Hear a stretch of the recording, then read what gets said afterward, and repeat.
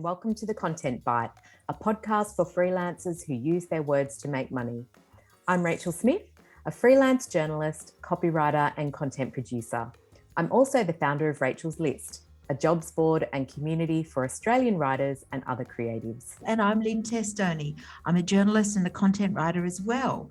Rachel and I are your weekly co-hosts, and every week we're bringing you all kinds of tips, tricks, and some fabulous guests to help you make the most of your freelance business. This podcast is sponsored by our good friends at Rounded, easy accounting and invoicing software made just for Australian freelancers and sole traders. It's everything you need to make freelancing easier. Find out more at rounded.com.au.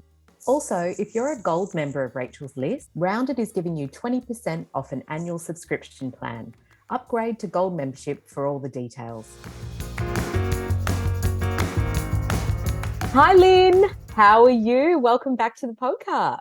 Well, it's your podcast too. I don't know why I'm welcoming you back to it. That's okay. We've had a lovely break, haven't we, Rach? We've sat by the river, sat on the beach. It's been awesome, hasn't it? I'm so relaxed. Are you? Yes, pretty relaxed. I had 3 weeks off. So, yep, exciting to be back at the grindstone. But we're all sort of nicely refreshed, aren't we? Yes. Yes.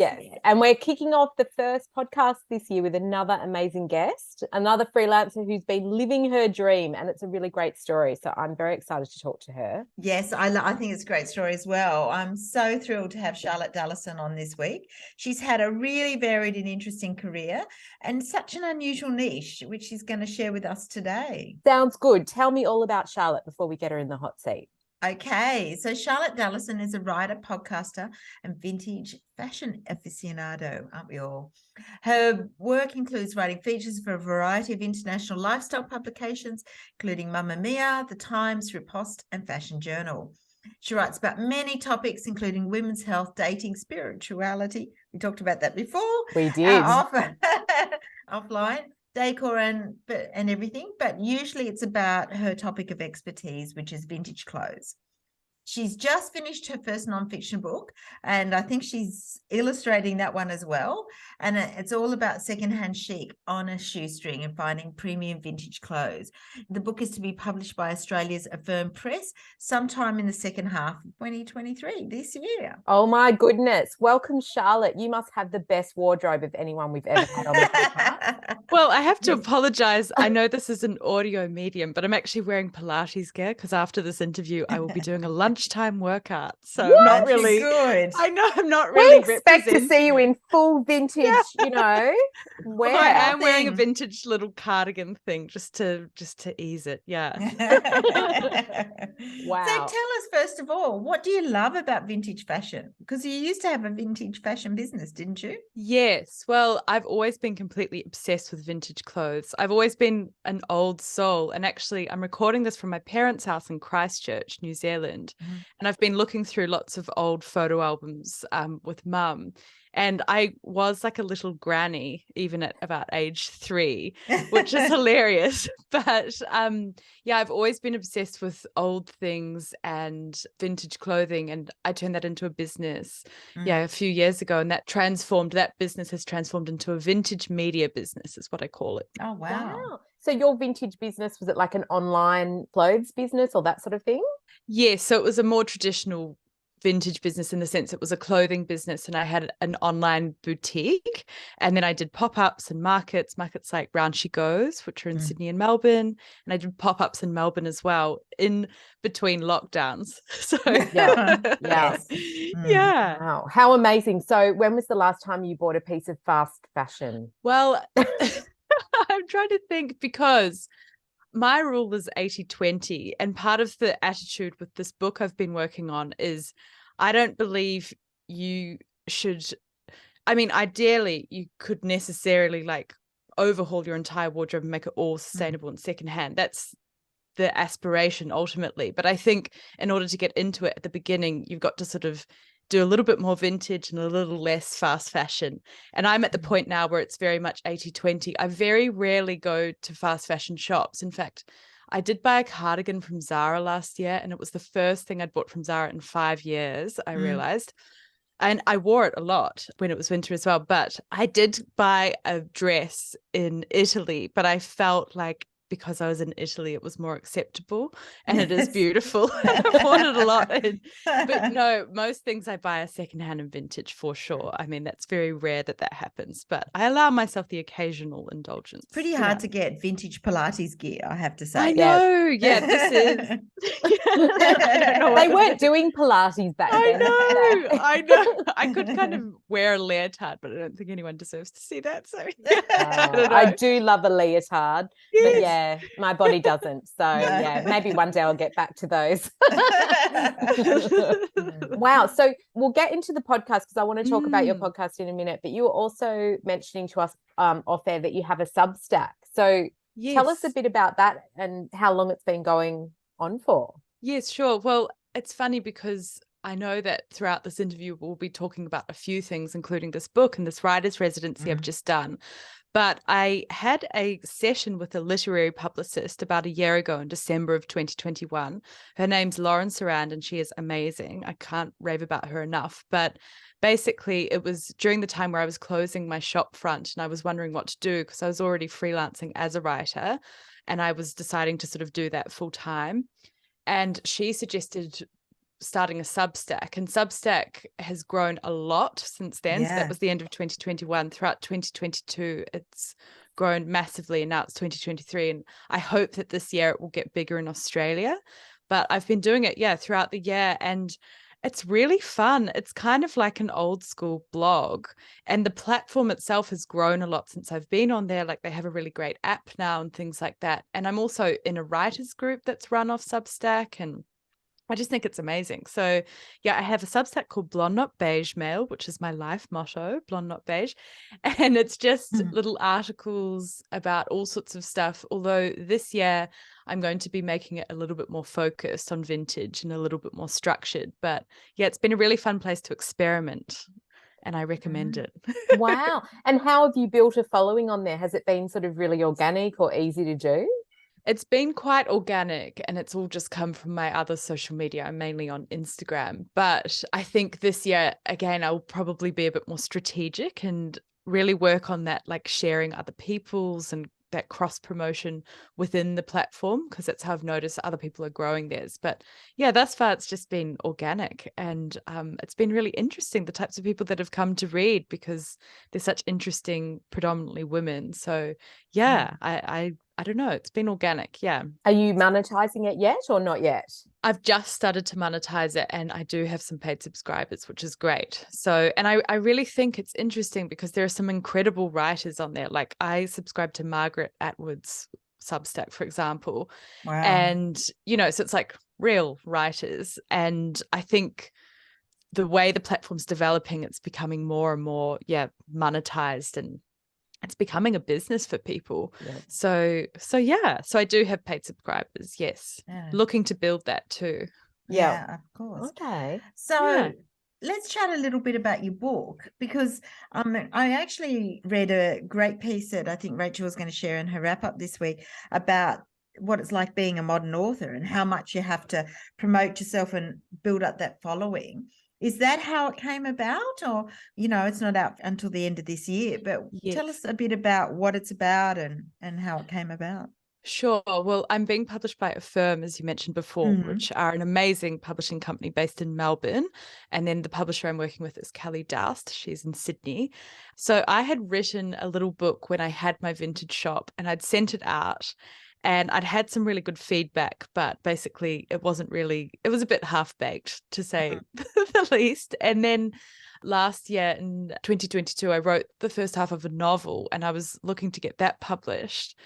But then I kind of took a break from the novel because I was a bit worn out by that, and decided to write an ebook that went with my podcast because I wanted like a little sellable item.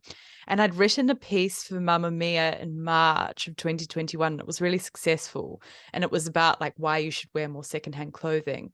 And my ethos with this business, from when it was a shop to now, has always been about getting more people to wear more vintage and having like a really positive attitude, not that kind of the world is ending, you have to stop buying Yes. nice things attitude, because the world is ending, but I like to approach these things with positivity and like a more realistic kind of approach. Yeah.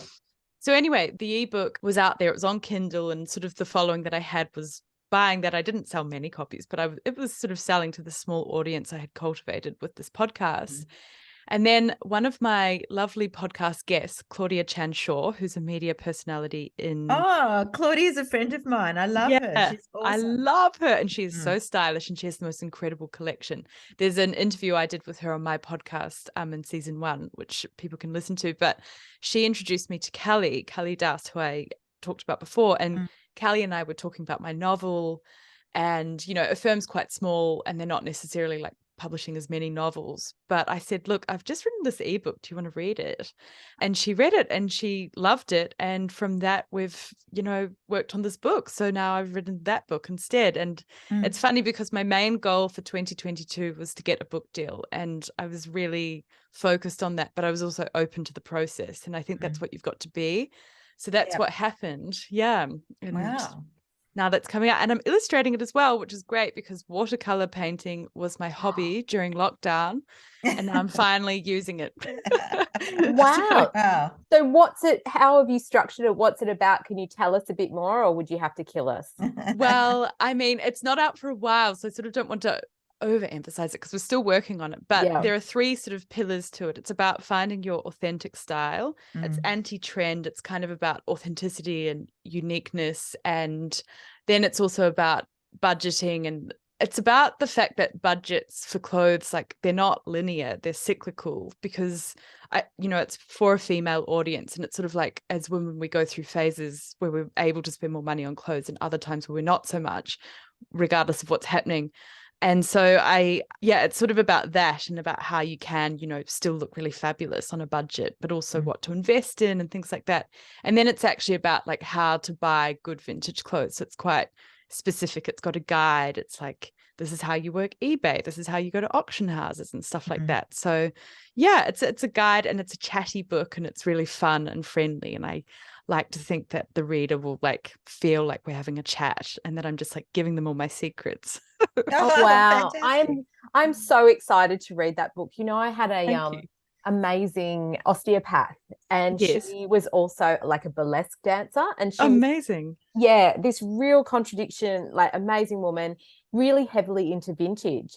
And I know her, she's awesome. Betty. Yeah. And she used to tell me she just had the most perfect, outfits, even though they were, 50 years old, 60 years old. And I was like, how do they fit you so perfectly? And she bought vintage, and then in conjunction she had a dressmaker literally on the go who would adjust everything for her. And so she had this impeccable, incredible wardrobe, and every time you walked in to get a neck adjustment or something, she'd just be looking amazing, like she just walked out of the pages of the magazine. So I aspired to be her.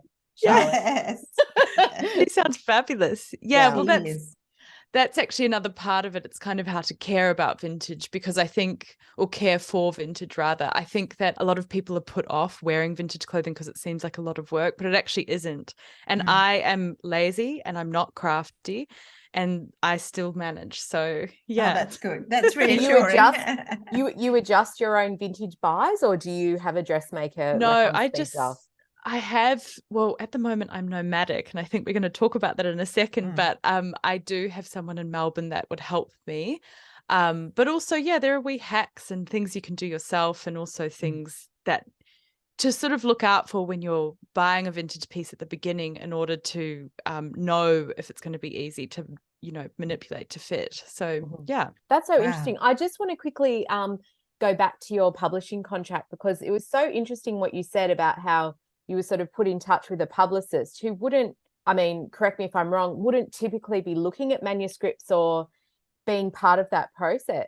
And she sort of helped you on the journey. So that's quite interesting. Well, she was the first person in the publishing industry to take me seriously, because I came to writing full-time quite late, in my opinion, because I'd had another career in interior design before that. And I'd always done a lot of writing because I'd worked for a lot of small businesses. And I knew that when I left that career, which was at the beginning of 2020 before the pandemic, great timing, that I wanted to write books and things like that. But Lauren Sarand, the publicist, so she's based in the States on the East Coast, she and I became friends on Instagram, and then she was doing these one-on-one like mentoring sessions with emerging authors. So that's how that came about. Yeah. Oh, wow. So interesting. It Yeah. is. And tell us a little bit about your podcast, Chez Charlotte Vintage. Very nice. Seems to me that you're really building a whole brand. Is that true? Yes, it is. And I think you might be able to tell as I talk that I'm someone who I have these goals, but then I have like a kind of flowy process in getting there. I'm very open and, you know, a bit of an artist in that sense. But yes, the podcast, well, when I left this interior design job at the beginning of 2020, my boss at the time was very supportive, and she actually told me, you should go do a podcast. And I was like, okay. And I had no idea what it would be about. And it was just a little idea that kind of simmered away in the back of my head. And then in that same session with Lauren, she was like, yeah, you should do a podcast, because if you do that, you're more likely to get a book deal. So, okay, so I'll do it. And I just thought, I've got this dormant audience from the vintage shop. Why don't I just use that? And again, it's that same goal. It's like more people wearing more vintage. So the people I interview on the podcast, they're all vintage aficionados in their own right, but they all come at it from like completely different angles, and they're all from all over the world as well. So it's more about an attitude, and it's about like sharing that with people and getting them inspired. So but it's been really fun, and I'm working on season 2 now. So it's all kind of happening. Oh my goodness. Wow. We'll have to get Betty on your podcast. Yes, she sounds amazing. Yeah, seriously. Her. She's sadly moved away to the Southern Highlands, so I have to get someone else to crack my back now. But I do wonder what she's wearing, and she must have access to so many amazing shops down there. I know. I love the Southern Highlands for vintage shopping. It's so inspiring. Incredible. So tell us, because you contacted us and said that you just finished a writer's residence in Sardinia, and we were like, oh my God, we need to hear about that. So how did you arrange that? Was it something you were offered, or you went after it? Tell us. I knew that writers' residencies existed, and I knew that artist residencies existed, but I didn't think that the two would exist kind of in conjunction with each other.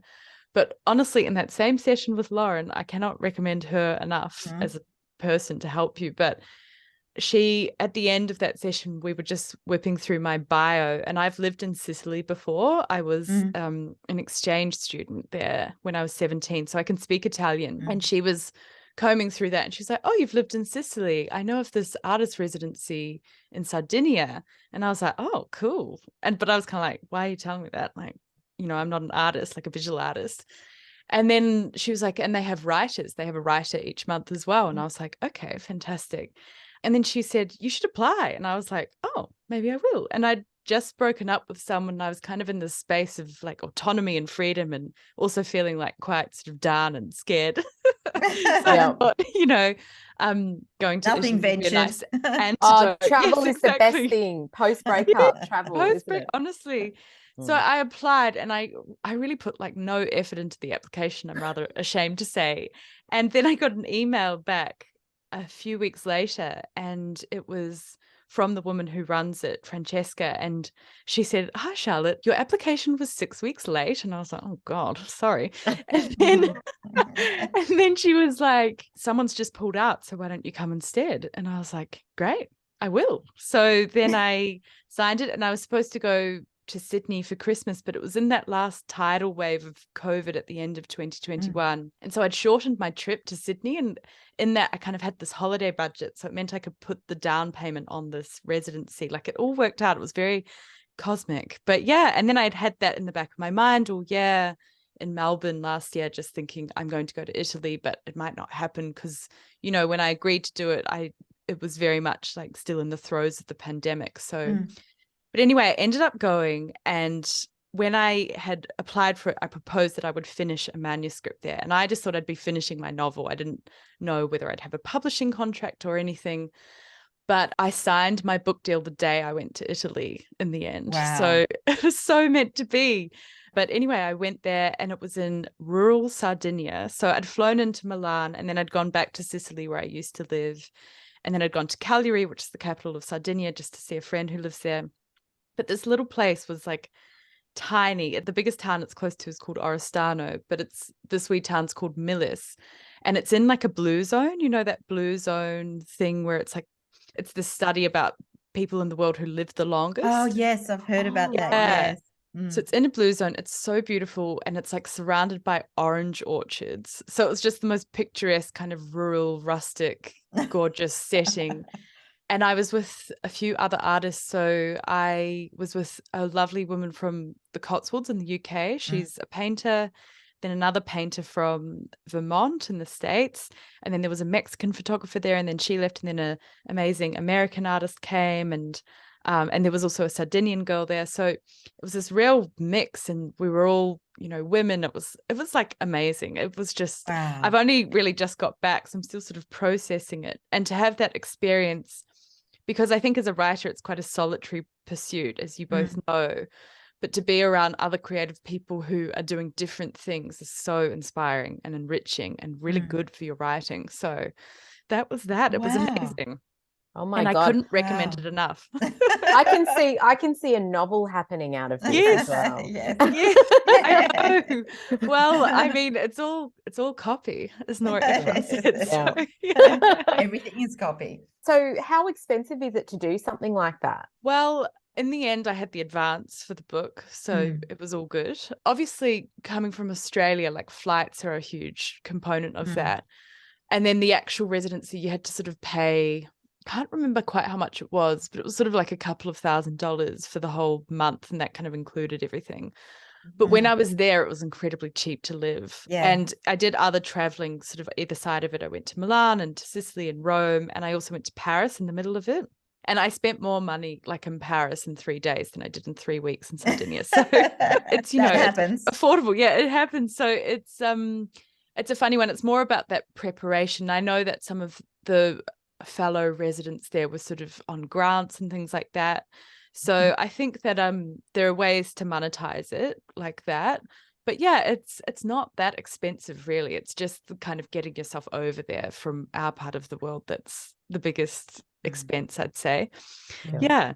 Well, you have mentioned previously in the podcast that you're quite nomadic, and we know that you're in New Zealand at the moment. So do you find you're traveling a lot, and how do you balance, you know, what you want to do, your work with your traveling? Well, I am quite an intrepid person by nature, but obviously I was grounded the same way everyone else was throughout the pandemic. And the last year in Melbourne was quite boring, to be honest with you. I was just sort of head down working, you know, newly single. I was in a very small apartment that was gorgeous in East Melbourne, but it was, you know, it was kind of tough in many ways. Yeah, quite solitary. Quite solitary. And I just sort of said to myself, it's all going to work out because I'm going to go to Italy. And yeah, so I'm in this space at the moment where I'm able to work completely remotely, and I doubt my work will be like this forever, so I'm really making the most of it. And it's really just a reaction to having had 3 years in one place. But I'm in New Zealand at the moment, and then after this I'm going to Los Angeles for a couple of months, and then I'll come back to Australia. Wow. Okay. And will you stay with friends there, or just get a place yourself? Or well, I'm like, this is a whole other story, but I actually met someone in Italy and he lives there. So I'm going there. How romantic. The book. It's the book happening. Watch out, Elizabeth Gilbert. I know, it's very Elizabeth Gilbert. It's kind of embarrassing. Not copying you, Elizabeth. Amazing. Oh, that sounds great. Yes. So you write about other things, but is fashion your first love? And is that what you write about mostly? Obviously the book, beyond the book. Beyond the book. Well, I also work as copywriter, and I get lots of work through Rachel's List as well. Oh, nice. So, but I do copywriting and kind of features writing. Yeah, I'd say my sort of place of expertise is vintage fashion, but I write about other topics which I'm knowledgeable about as well. However, I don't really consider myself to be a journalist. I think I'm I just sort of say writer, with the goal to kind of work more into fiction as well. The novel I'm working on has a vintage thread to it, but yeah, it's just kind of following my nose, but yeah, also utilizing this knowledge that I have. Yeah. Yeah, I mean, niches such as fashion are notoriously badly paid, aren't they? We've had discussions in the Gold Group about that. People who desperately want to write for fashion brands, but they can't. They can't. Yes. It has to be one part of the pie or a small part of the pie. Do you find that? Yes. Well, it's interesting because certainly that year of building it was very tough financially. And, you know, I've had to balance it with quite dry copywriting at times, which is, you know, it's necessary. And I've found myself working in tech quite a lot for some reason. It's hilarious because it's like the opposite of vintage clothes. Yes. Yeah. But you know, so I've done things like that. But I think at the point I'm at now, I'm starting to do sort of bigger deals, which is great. And, you know, I'm quite tenacious. So despite being kind of this floaty artist, I'm focused on, you know, pushing this subject. But I think the trick to it for me so far has been having it through different mediums. So it's like this podcast, there's a book, there are articles. The articles don't pay very well. I have to say that's kind of the worstly paid part of it. But then it's like, okay, using the Substack. And then I'd love to do television as well. That's kind of my goal when I come back to Australia. Yeah, so it's about expanding that. So I think it's about having different portals kind of income, and whether that's doing other stuff in the background or, you know, spreading it around. It just depends. And yeah, you have to keep juggling and you have to keep going and you have to keep tweaking as well. It's like, this isn't working, but this is, you know, it's hard, but it's also exciting. Yeah. Yeah. So never where boring. do you get your work from? I mean, it sounds like obviously you get it from Rachel's list, which is Yes. great. And do you pitch a lot or is it word of mouth? I do pitch a lot, but I'm starting to write for Mamma Mia more now, which is fantastic. I love Mamma Mia, so I'm really happy to be working with them. But yeah, I pitch. It kind of depends what's happening, but I'm always sort of asking someone for work.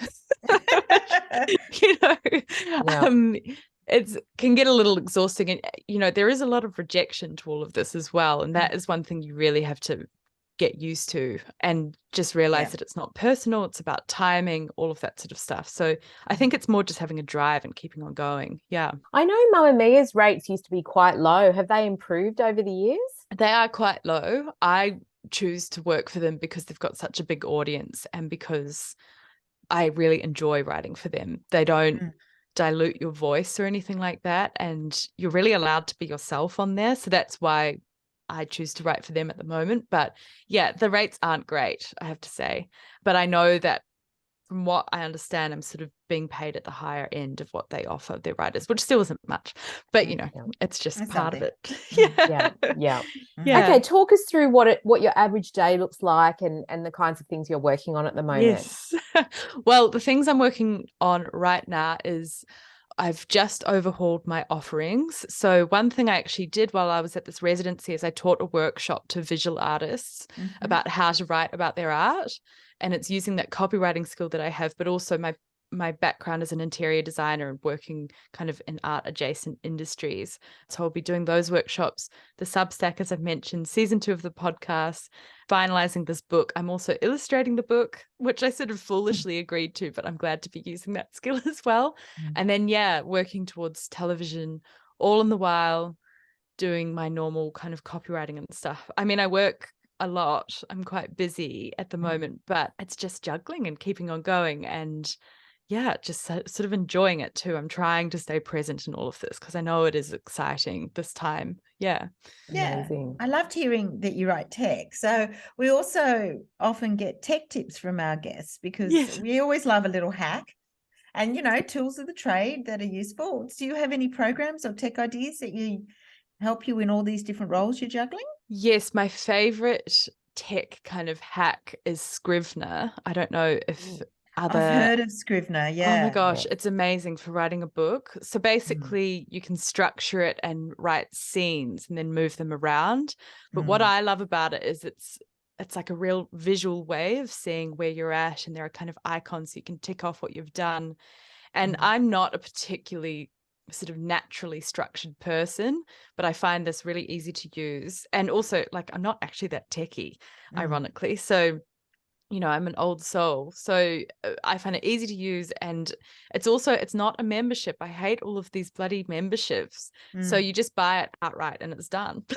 Oh, that's nice. Like, it's not like Creative Cloud or anything where you just have to keep, it's just like, you've just got it. So Yes. I like it. Yeah. Yeah. I like my Rachel's List web membership though. That is an essential membership really for creative No, but I'm sort of talking about like a technology. So no, Scrivener's amazing. I'd recommend it to anyone writing a book. Seriously, it helps so much. Yeah, it comes up a lot on novel sort of Facebook groups, but I haven't used it. But no, I haven't either. But yeah, I will definitely check that out if I ever write another book. Yes, do. Look, I want to circle right back to the vintage side of things, because you have to give us some inside tips on where to find great vintage bargains, preferably in the inner west in Sydney. Well, I've actually had a couple of podcast guests who are based in the inner west. Rosie Kramer, who goes by Miss Rosie Rivette, she is a burlesque dancer in Sydney and she lives there. So she had some tips for the inner west, which you can listen to on her episode of the podcast. I think it's season 1, episode 2. But I think overall it's sort of about knowing what to look for, because I really believe that treasure is everywhere. One of my jobs when I was studying interior design in my early 20s was I worked in an auction house in Sydney. But because of that, it really opened my eyes to sort of believe that there's so much out there. So in the book, I will explain like how to use various platforms and methods to your advantage. But I think it's sort of about knowing what to look for in the first place. So doing a bit of research and also just being open-minded. Like, I'm not personally that much of an op shopper. I still go to them. I went to one yesterday actually, but it's not really, I know people who go like every weekend and are really onto it. But yeah, I think it's about kind of figuring out what works for you. So I'm sorry if that sounds a bit vague, but I think it's about, that open mind. In terms of like something actionable though, I do think auction houses are underutilized in Australia. It's not something we kind of do that much for clothes. I know that people buy furniture through them. So I'd recommend in Sydney, Lawson's is a really good auction house and they do vintage fashion sales. So yeah. Ooh, okay. Oh, good tip. We've talked a bit about all your different platforms. So where can people find you and find out more about what you do? I'm most active on Instagram, so at Charlotte Dallison. And then I've also got an Instagram for the podcast, which is Shay Shah Pod. And so through those two, you can find everything. And then on my Instagram, I've got a link tree, which links to my website, my Substack, my podcast, and also the articles I'm writing for Mamma Mia at the moment. Oh, wow. Amazing. Oh, my goodness. Charlotte, thank you so much for talking to us today. I am really excited to see your book come out. But I know we have to wait, don't we? Yes, I know. That is the thing with publishing. It is the biggest lesson in patience. Yeah, exactly. Especially when you're used to digitals. But yeah, and also, I know that writers listen to this podcast, and I do hope they're inspired to do a residency, because it really gave me this boost that I think sometimes you need. Absolutely. Would you like us to share? Is that the done thing, to share the link to the residency, or is it a bit of an underground secret? No, I think the more the merrier. And I was like, I mean, I'm originally from New Zealand, but I was kind of the second person they'd had from Australia, so it was like and I tell you what, Italians, like, they're into it. They think it's amazing that you've traveled that far. So well, that's good. It's called Not Too Fresca, and I'll send you the link. Okay, great. Well, we'll include all those links so people can find you and also check out the residency and kind of whet their appetite for what's coming with your book. Yes. Oh, thank you. Thanks so much. No, thank you, Charlotte. It's great to have you on. It's a great way to start the year, really. So Absolutely. Thank you. We're all inspired. And that sort of brings us to the end of the show this week. But thanks to everyone who's listening and sharing us on social media. And we'll be back next week with more exciting guests. And thank you again to our sponsors, Rounded, easy accounting and invoicing software made just for Australian freelancers and sole traders. You can find them at rounded.com.au. Thanks, everybody. Bye. Bye.